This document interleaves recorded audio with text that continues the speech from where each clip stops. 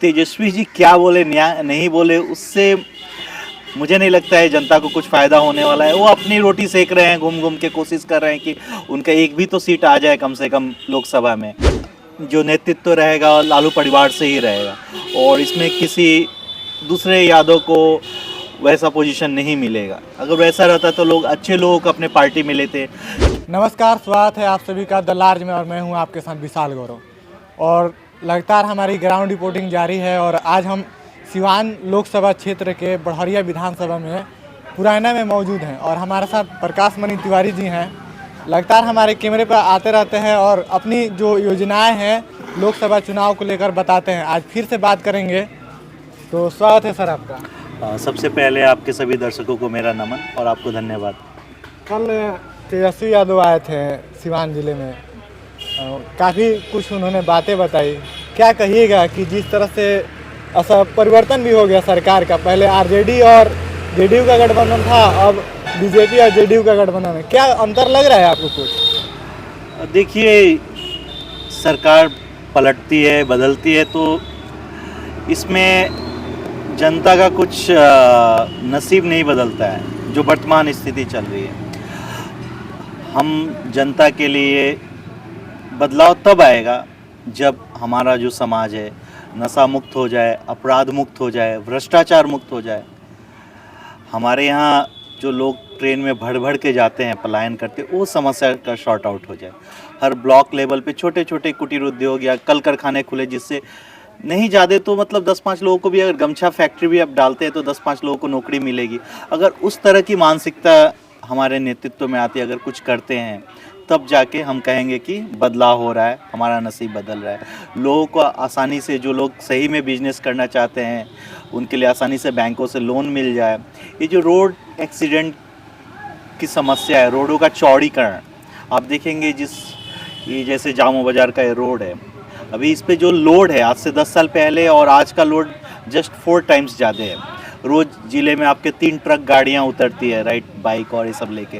सबका तो load road पे ही बढ़ रहा है ना। तो इन रोडों का चौड़ीकरण होना आवश्यक है, जिससे कि रोड एक्सीडेंट की संख्या घटे। तो तेजस्वी जी क्या बोले नहीं बोले उससे मुझे नहीं लगता है जनता को कुछ फ़ायदा होने वाला है। वो अपनी रोटी सेक रहे हैं, घूम घूम के कोशिश कर रहे हैं कि उनका एक भी तो सीट आ जाए कम से कम लोकसभा में। तो एक और इस पे कटाक्ष किए हैं, आनंद मोहन हैं, पूर्व सांसद भी रहे हैं और फिर अभी आए हैं जेल से छूटकर, अदालत ने बरी किया है। उनका कहना था कि तेजस्वी यादव कह रहे हैं कि माई बाप की पार्टी है आरजेडी, A to Z की हो गई है, उसमें सारे जाति समीकरण बता रहे थे, अति पिछड़ा। मगर आनंद मोहन बोल रहे हैं कि माई बाप के साथ ससुराल भी है। से सुभाष, साधु और लालू राबड़ी, क्या कहिएगा आप, किस तरह से देखते हैं? तो देखिए, ये उन लोग का पर्सनल कमेंट है, वो लोग लीडर हैं, क्या कौन बोल रहा है इस पे अगर हम लोग कूदें तो हम लोग असली मुद्दे से भ्रमित हो जाएंगे। तो मैं इस पे ज़्यादा कमेंट नहीं करना चाहूँगा। मुझे नहीं लगता कि राजद या सपा, जो भी ऐसी पार्टियाँ हैं जो मतलब कि परिवारवाद से ऊपर उठ पाएंगी कभी।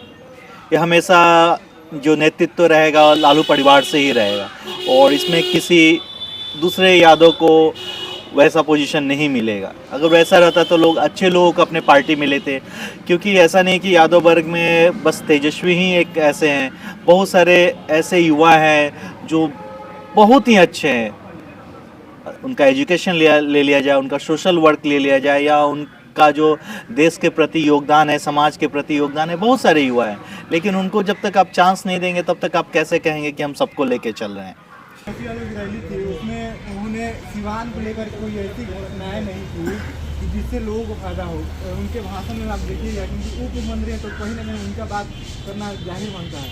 सिवान को लेकर कोई ऐसी योजनाओं को या घोषणा नहीं की कि क्या डेवलपमेंट करेंगे आने वाले चुनाव में। सिर्फ भाजपा और चर्चा है, नीतीश कुमार जी, उनकी बातें हैं। तो क्या सिवान को लेकर कहीं ना कहीं नज़रअंदाज हो रही है, कोई योजना नहीं है? देखिए, ये तो लोगों को समझना चाहिए। अब कब तक मूर्ख बनेंगे? हमारे दादा पिताजी सब कोई मूर्ख बनते हैं और हम लोग मतलब ऐसे लोगों को आज तक चुनते आ रहे हैं। अब समय आ गया है कि नए लोगों को मौका दिया जाए, नए पार्टियों को सपोर्ट किया जाए। हमारे बिहार में एक नए पार्टी का आना बहुत ही आवश्यक है, थर्ड ऑप्शन होना चाहिए।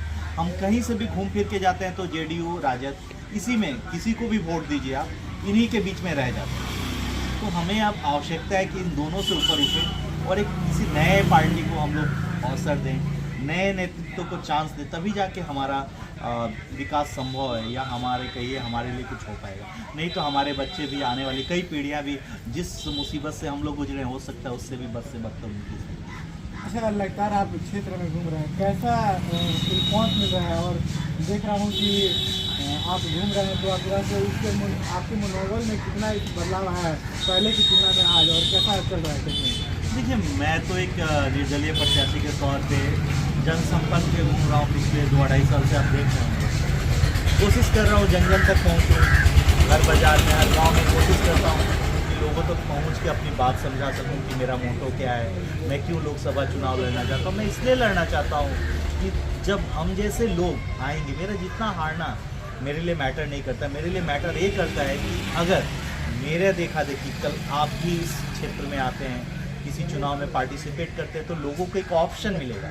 जब अच्छे प्रतिनिधि रहेंगे फील्ड में तभी ना लोग अच्छे लोगों को चुनेंगे।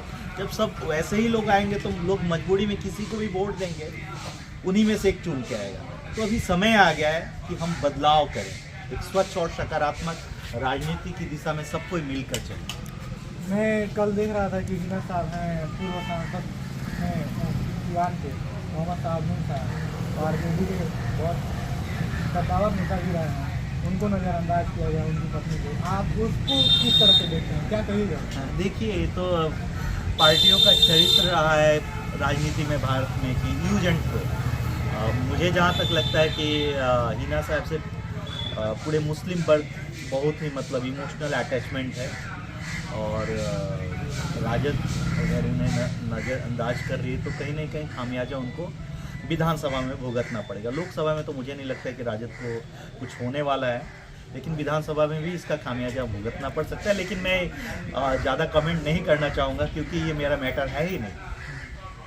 देखता हूँ कि मैं जो लोकसभा है उसमें कहीं ना कहीं हिना साहब लड़ चुकी हैं, और विधानसभा में आप देखे होंगे कि ऑलरेडी यहाँ से काफ़ी सीटें यहाँ से जीती थी। क्या तो इसका प्रभाव पड़ेगा? आप कहीं ना कहीं कह रहे हैं कि विधानसभा में इसका प्रभाव पड़ेगा? देखिए, जब अच्छे लोग आएंगे और लोग थोड़े दिमाग से काम लेंगे, थोड़ा इमोशनल अटैचमेंट से हट के अपने बच्चों के बारे में, अपने आने वाले फ्यूचर के बारे में सोचेंगे, तो ये जात पात और ये जो धर्म की राजनीति नहीं चलनी चाहिए। लेकिन जब तक लोगों के दिमाग में रहेगा कि हम हिंदू हैं, मुस्लिम हैं और हमें अपने ही कैडर को जिताना है, तब तक ये समस्या बनी रहेगी। तो मैं तो सभी लोगों से ये अपील करना चाहूँ कि आइए सब कोई मिलकर इन सभी चीज़ों से ऊपर उठे, अपने आने वाले भविष्य के बारे में सोचें। हमारे लिए मैटर ये करता है कि अच्छा नेतृत्व आए, कोई भी अच्छा नेतृत्व आए, किसी भी जात से, किसी भी धर्म से जब अच्छा नेतृत्व आएगा तो अच्छा ही करेगा। एक सिंपल सा एग्जाम्पल देना चाहूँगा, अगर APJ अब्दुल कलाम की अगर बात आप ले लें, तो मुस्लिम वर्ग से आते थे, उनका आने का नतीजा हुआ कि हमारे देश में शिक्षा के प्रति गार्जियन का झुकाव, बच्चों का झुकाव उस समय काफ़ी बढ़ा।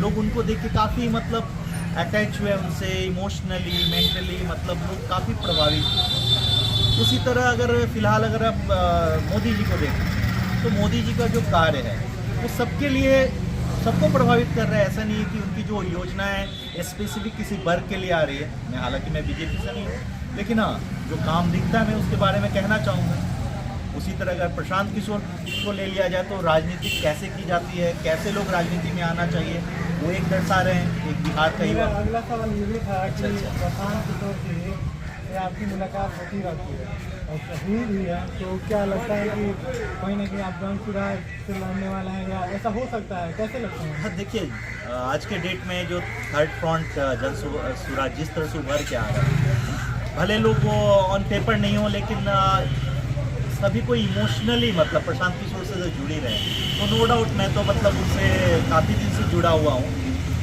उनको फॉलो कर रहा हूँ, तो अटैचमेंट तो उनसे है ही। और ऐसे कि वो लोकसभा में अपनी पार्टी नहीं खोले और निर्दलीय प्रत्याशी को सपोर्ट करने वाले हैं, मुझे भी कर सकते हैं, या मुझसे जो बेहतर हो उसको कर सकते हैं, उसमें क्या है। मतलब अभी तक आपने खुलकर मतदान नहीं किया, या अभी तक कुछ हरी झंडी नहीं मिली इस वजह से, क्योंकि लोकसभा का चुनाव? नहीं, देखिए, मैं झूठ-मूठ का पब्लिकली कुछ अनाउंस नहीं करना चाहता हूँ। प्रशांत किशोर से मेरी मुलाकात हुई थी, मेरा सौभाग्य है, उन्होंने मुझे 15-20 मिनट का समय दिया। आप लोग देखे होंगे सोशल मीडिया के माध्यम से, बात अलग है। यहाँ पे लोग क्या करते हैं कि मैं इस पार्टी से आ रहा हूँ, उस पार्टी से आ रहा हूँ, अपना नाम चलाने के लिए लोग, मतलब यही ट्रेंड है मतलब पूरे मतलब पॉलिटिक्स का, कि इलेक्शन से पहले लोग आएंगे और बड़े बड़े नेता का पार्टी का सिंबल लगा के बैनर पोस्टर लगा देंगे, तो लोग समझेंगे किस पार्टी से आ रहे हैं। यही सिवान में मैं देख रहा हूँ।